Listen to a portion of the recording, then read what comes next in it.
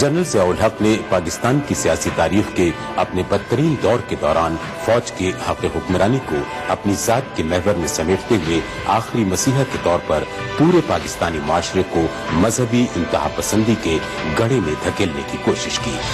ہم نفاذ اسلام کا مقصد ہر قیمت اور ہر محاذ پر حاصل کریں گے، عدالت میں بھی، نظامت میں بھی، معیشت میں بھی، سیاست میں بھی اور قیادت میں بھی۔ اس سے نہ تو انحراف کی ضرورت ہے اور نہ اس کی کوئی گنجائش۔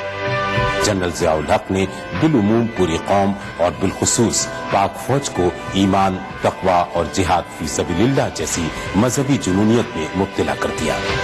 یہی نہیں بلکہ روسی فوجوں کے افغانستان سے انخلا کے بعد پاکستان کی دفاعی لائن افغانستان تک بڑھانے کی حکمت عملی میں پاکستان کے عسکری اداروں کو جہاد افغانستان کا درس دیا اور افغانستان بارڈر سمیت ملک بھر میں جہادی مدرسوں کا جال بچھانے کی حکمت عملی بنائی گئی۔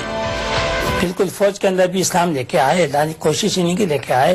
اور پھر سب سے بڑی بات یہ ہے کہ پھر امریکہ کے ساتھ مل کے انہوں نے افغانستان کے اندر مداخلت کی، جس کو ایک پراکسی وار کہتے ہیں، وہ کی مجاہدین کو تیار کیا۔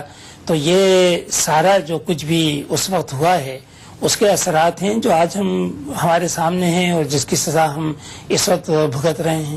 اس زمانے میں امریکی پالیسی تھی، امریکہ کا پالیسی تھا کہ بھئی مذہب کے نام پر افغانستان کی جنگ لڑی جائے اور مذہب کے نام پر اسلام کے مقدس نام کو امریکی مفادات کے لیے استعمال کیا گیا۔ ضیاء الحق دور میں جو مدرسے تھے ان کو ایسے بے تحاشا پیسہ آیا عرب سے، کیونکہ عرب تو پٹو ہے امریکہ کی، انہوں نے کہا کہ یہ مدرسوں کو پیسے دے دو، جو سیلاب کی طرح پیسہ آیا، مدرسے بن گئے، اس میں لوگ آ گئے، اس میں ٹریننگ شروع ہو گئی۔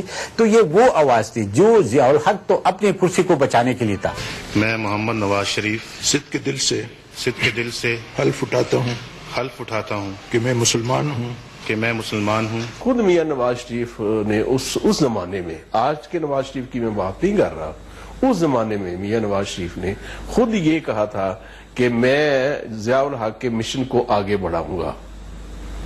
اور جب ان کو یہ کہا جاتا تھا کہ وہ مارشل لا کی نشانی ہے، ضیاء الحق کی نشانی ہے، تو وہ برا نہیں مناتے تھے۔